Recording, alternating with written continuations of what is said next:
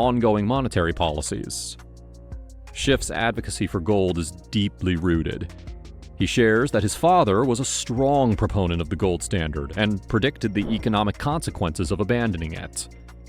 Schiff recounts how his father testified before the Senate Committee on Money and Banking, accurately forecasting that removing the gold standard would lead to a rise in gold prices and a decline in the dollar's value. Despite the assurances of government officials at the time, the economic realities unfolded just as Schiff's father predicted. Today, Schiff sees similar incompetence in present government officials and financial institutions, exacerbated by the policy mistakes made ever since the COVID-19 pandemic.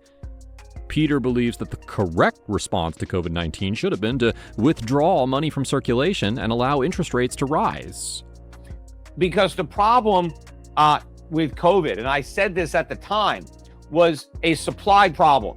People were leaving their jobs. Companies were shutting down. People were staying home. They weren't working. They weren't producing goods. They weren't providing services. So we had a lot less stuff to buy. What the Federal Reserve needed to do was reduce the money supply so that money supply went down with goods supply. Instead, they did the opposite. They flooded the economy with money. They printed all this money and sent it out to everybody. So what happened? We increased demand while we were decreasing supply. That's why you're seeing this huge increase in consumer prices right now. According to Schiff, the pandemic caused a supply problem. People were leaving their jobs, businesses were shutting down, and production of goods and services decreased.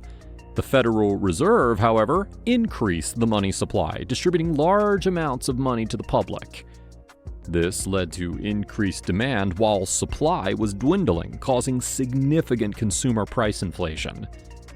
Schiff asserts that the Federal Reserve's failure to reduce the money supply in response to the decreased production has resulted in the current economic situation where high inflation is prevalent.